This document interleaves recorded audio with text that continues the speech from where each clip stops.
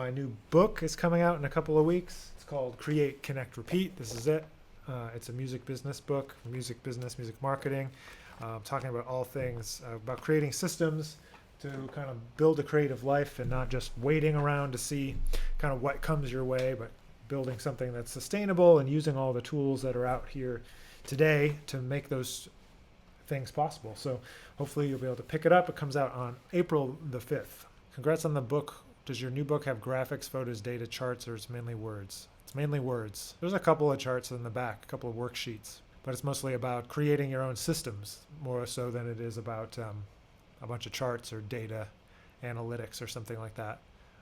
It's about, creating some systems that work for you and, sustainable promotion for yourself, whether that's new records, new videos, projects, teaching, all of the above, all that stuff is kind of what goes into it, or kind of what is going to go into it, or what is happening in the book itself. So about to become a band director. Congrats. Trying to get my jazz chops up playing wise so I can help my students with improvising. I have real books and iReal Pro. How should I go about practicing? Well, first of all, get rid of iReal Pro and get rid of the real books. You got to learn tunes from recordings, whether that's easy tunes or more difficult tunes. There's a method by Chris Azera called Jump Right In. It teaches like simple tunes that have like 1 to 5 to 1 type stuff. My nonprofit at the Institute for Creative Music, we focus on exactly this type of stuff. We have courses that we put out there and YouTube stuff that talk about learning jazz through an oral tradition, A-U-R-A-L, our oral tradition, not using a book, not using iReal Pro, not using the Real Easy book, any of that stuff, but actually learning songs and learning them by ear and not using music. So I would say that's what you should do. Learn some songs, figure out easy jazz tunes, blues, rhythm changes, tunes that go 1 to 5 to 1, tunes like So What that are like modal tunes, things that are easy to play, obviously, and finding like the range of the students. I don't know what grade, but it doesn't really matter because we do this with 8-year-old students, like 4th grade, all the way through high school, and teaching them just play. And because to me, that's the important part of playing jazz. Like playing in jazz band is one thing, and playing a style or playing big band charts, like that's fine. But to me, what's more interesting and the reason to play and study jazz is to get into that improviser mindset, or to get into that improvising mindset, of like playing and with each other, and whether that's for the first time or for the millionth time, or whether they're advanced college students or beginning elementary students or anywhere in between, that magic of improvising, is like so important. And so integrating it into every single thing that you do, even if you're pulling out, a chart, a well-known Basie chart, anything. It could be an educational easy chart. Teach them the melody by ear. Don't give them the music first. Figure out like some old New Orleans tunes, like Second Line, like Little Liza Jane, So What, Sunny Moon for Two, like Bag's Groove. But yeah, there's plenty of places you can look these things up online. But if you go to the Institute for Creative Music, you can see we have a whole series of courses, and there's tunes and suggestions and things if you want to dig deeper into it, and find like a methodology. But yeah, I mean, just take whatever you were going to teach them and teach it to them by ear. So you learn the melody, you learn the root melody, you learn some, you play tunes that don't have too many notes to choose from. Focus on getting them creating, and then you can start to layer in more and more. I feel weird asking this. Do you have any tips for less spit during playing? How much is normal? I don't know. I think it depends. There's more spit the more that there's a difference in the temperature. So if you're warm and it's cold outside, there's going to be more spit. So, but if you're actually like spitting into your horn, it could be maybe problematic. But I don't know. Everybody has a different amount. Some people have to do their spit valve all the time, and some people not that much. Just depends. I don't think I would worry about it too much unless you're like actually physically spitting into the trombone. The people want to know, what is the story behind the title, The Ramp? The Ramp, if you don't know, is a tune off of my first record, Exposition, and it came out in 2013. And that would the Ramp was one tune on here that's in 5/4, and I had written it a couple years before. So I recorded in 2012 when I was right before I graduated from grad school. Going into my high school, where the band room was, there was a giant ramp. So it was kind of about that, I guess. It's not actually that great of a story, which is why I don't usually share it. But there you go. It's kind of a boring story. But it just kind of reminded me of a ramp because of the E flat section. It was just kind of, everything in that tune is kind of ascending, so that became it. What is one standard that has the most amount of / diversity of chords? If you wanted to learn the tune in as few keys as possible and hit all minor, major, diminished, half diminished chords. I mean, just all the things you are has a pretty great diversity. It has half diminished. It has fully diminished. It has fully diminished. It has minor and dominant and major. But there's not that many tunes that have all of them. But no tune has like all of them. You could try something like a Bird Blues too, or like Confirmation. That's got half diminished 2/5s and regular 2/5s and kind of normal harmony, I would say. But you still got to take it through the keys. There's no tune that's going to like get you not through all the keys. Stella is a great tune for diverse chords. Yeah, that's true too. Any tune that goes through a lot of keys inside of the form will get you more diversity, I suppose. Yeah, I guess there is no fully diminished chord in Stella. You could just put one in there because technically, actually, the first chord of it is actually a diminished chord, not a half diminished 2/5. But that's actually fully diminished. Nobody plays it that way anymore. They play half diminished 2/5. I think the answer to Matthew's question is a none amount of crush is the preferred amount of crush. Didn't Barry say diminished chords are the children of the two whole tone scales? Not whole tone scales. Whole tone scales have 0 diminished in them. I think you're thinking of the right thing, John, but I think you've got the words mixed up. Because he talks about everything being diminished, related to the diminished, and there's like a whole kind of way of turning any dominant chord into diminished and thinking about everything as diminished. You know, it could be, and there used to be like a lot more diminished that people would use as decoration. All the passing chords, instead of jumping all around, they'll be like all based on the diminished. So I played like 1 and then flat 3 instead of going to 6, and then 2/5, or you can play 1, and so instead of going to 6, you can go sharp 2, diminished. And so there's this relationship between those. If you put the sharp 1 and then the flat 3 to diminish together, you end up with the octatonic scale. What is your approach to soloing on a ballad like Darn That Dream? Approaching a ballad solo is definitely different and definitely a skill that needs separate attention because it's not like soloing on a medium tune or an up tune, because you're not playing only language, but you're playing melodic ideas that fit on the changes. So I like to think about players that play in different ways but are great ballad players and think about that. So on trombone in particular, there's like players that are great like ballad melody players. There's guys that are great ballad soloists. There's guys that do both. And then on all instruments, like there's different ballad approaches.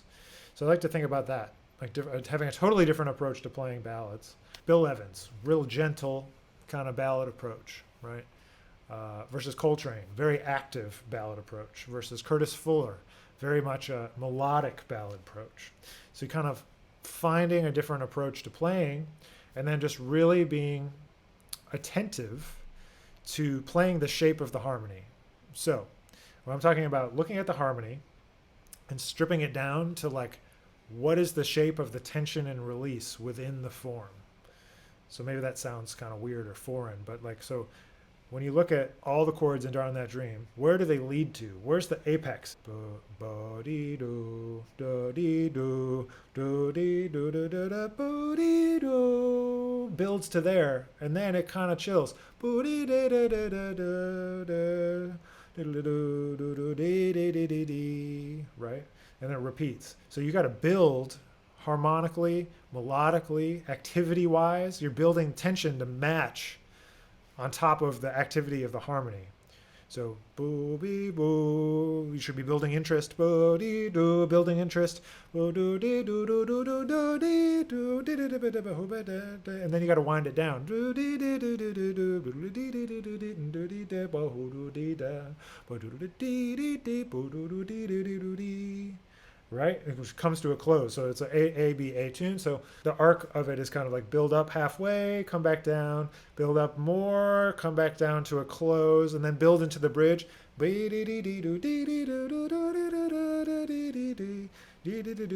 the end of the bridge needs to kind of build it to another climax to bring it to that last A again. And that last A should have the biggest climax of the 4 sections in the chorus. So I like to think about it like that. Reflect the shape of the harmony, the tension and release shape of the harmony. And then from there, thinking about musical events. So not thinking about chord changes, not thinking about scales, but musical events. What musical events do I want to create? Is that like a crescendo? That's one. Subito piano is another. Building a big crescendo with the band. A texture on your instrument rather than like scales. So things like that. That's how you play a ballad. You have to think about the connectivity, the memorable moments of the ballad, not just like lines, you know. Yes, playing the right notes, quote unquote, is part of it. It's more about the tension and release. Playing the right notes is not tension. And then when you play the wrong notes, that's the tension. Are you going to play, and are you going to play active, like train, you know, kind of lots of notes, or one really strident note? And then the last thing I always tell students on a ballad is play pretty. Because sometimes we forget that we got to play pretty. You got to think about how, like the reason to play a ballad is for contrast, right? So if you're playing a gig and you got all loud tunes, fast tunes, you need it to be chill. I know that was a lot of different stuff about playing a ballad, but you could tell that none of it was about like play this scale. Are jam sessions inherently negative? No. Show-offy, hazy. No, they can be, but recently heard an opinion like this and wanted your take on it. I mean, it can be. It depends which one you go to. It depends where it is and who's running it. They can be a very positive experience, but they can also be a really negative experience. It really just depends. It's always been my opinion that like it's better to go to a friend's gig and sit in than just go to a jam session, because you could just be waiting around. But there's something about going to Smalls and waiting around till you can play, and then playing that, like, you know, you don't get that anywhere else. So like, it's definitely like there's good and bad, and you don't have to show off when you play. You know, you can just play music. That's going to set you apart from a lot of the other people that they're going to hear in that situation, you know? So I wouldn't be afraid to just play your personality, play you, do you, you know? But I wouldn't say that it's all yes or all no. You know, but also it's on you to not be a jerk on your end. You, as in any of us that go to a jam session, like, don't go and play 150 choruses of the blues. Like, go say something and get people interested in you and your musicianship, and then let it go. Also, don't play tunes you don't know. I see too many people try to like pull out the real book or pull out their iReal app and like try to read at the jam session. It's like, that's not what it's about. You got to develop your ear so you can hear your way through tunes. And that might be hard at first, but eventually it will happen. From there, you've got to just know a certain repertoire. And so it's going to be different everywhere you go. That's what I'm saying. Well, it depends, because there are certain tunes that people played when I was growing up in Rochester, and there's certain tunes in New York. There's like different cliques. And some people love to play, I don't know, like super obscure tunes and call them on you. Some people like to call Bud Powell, or they like to call monk tunes, or like, you know, there's all different little cliques, but people like to you know, show how hip they are by how deep their tune knowledge is, and like, that's killing. Like, but mine only goes so far, you know. And there's a lot of people that know a lot more tunes than I do, but I probably know a lot more tunes than other people. So I personally fall somewhere in the middle probably, but you got to know tunes, because if you go up there and play on a tune that you don't know, that is not a good look. So just, you know, be aware of your approach, you know. How was your time at Eastman? I'm a freshman in the program. I'm curious about how your experience was. My experience was good. I had a good experience. There's a lot of things that I had to do that I thought I didn't need to do at the time. So maybe you experienced some of that. But they ended up being super helpful. And some of those things include like oral skills class, piano class, you know, those kind of things. Like, I just wish now that I had spent more time investing myself into those things at that time, because now I have a hard time finding extra time to go and fill in some of those holes. You know, and it was never like a strength, you know, to do like solfege, for example, or play Hanon things on the keyboard or things like that. But I wish I had more facility now. As a teacher now, I wish I had more time into that. The thing that I did when I was at Eastman was like I lived on campus for the first year, and then I got off campus straight away because I was from Rochester. So I said I was living at my family, but I'm just a friend of mine, and I got an apartment. We had a band, and I was starting to gig, and I kind of put all of my eggs in the non-school basket. And I don't think that I did a very good job of like developing my network, because there was a lot of people that I don't really know that well. There's people, of course, that I do know well from Eastman, but there was plenty of other people that I should have. I wished that I would have gotten more involved in, but I was so, I guess, self-centered in a certain kind of way, where I was like, well, I want to do this and I want to do this. And, I started getting into that stuff, and then started booking tours with my band, which eventually became this Institute of Creative Music. And I was in this other brass band, this trombone rock band, and we were doing stuff. And I started writing music. I started writing music for my own groups and things like that while I was at Eastman. And I wish I had put in more time into developing my network there a little bit. And then, I don't know. I was just busy all the time. Busy, just doing things, putting myself into motion. And I was teaching at some high schools in the area, and I had 12 students at one point, like all over the place, driving all over the place. And I just wish I had taken a little bit more time to like make more music with my peers. If I could do anything again, I definitely would do that, or try to like sit in with my professors. I never did that.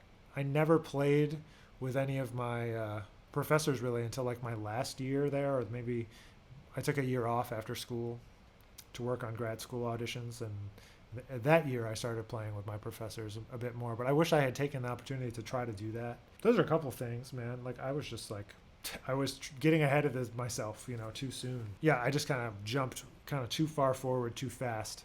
I'm sure you're having a great experience, and there's a lot of work, that you got to do while you're there. And a lot of things that maybe you don't know why you have to do them, but they are useful in the long run. And you'll hear me and many other people say the same thing, but you just kind of have to go through it on your own, I think.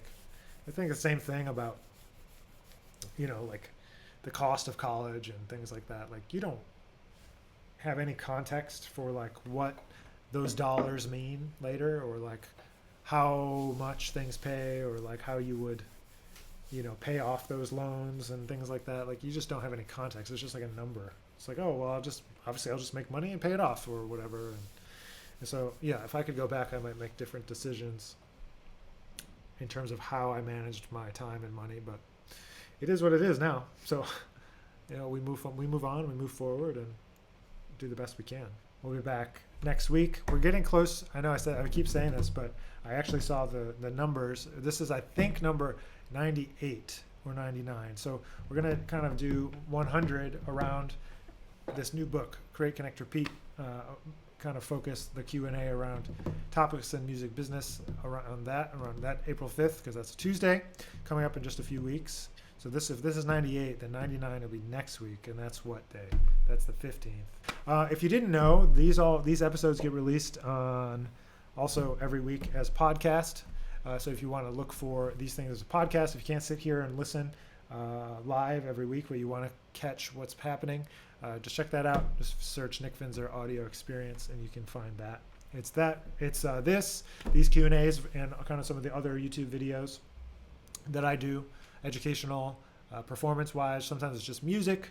Sometimes it's talking about technique, or talking about jazz vocabulary or something, or a master class, different things. But if you want to find those in the interim, you can. And like and subscribe and tell your friends and all those fun things. But we'll be back next week. Thanks for hanging out, and we'll catch you next time.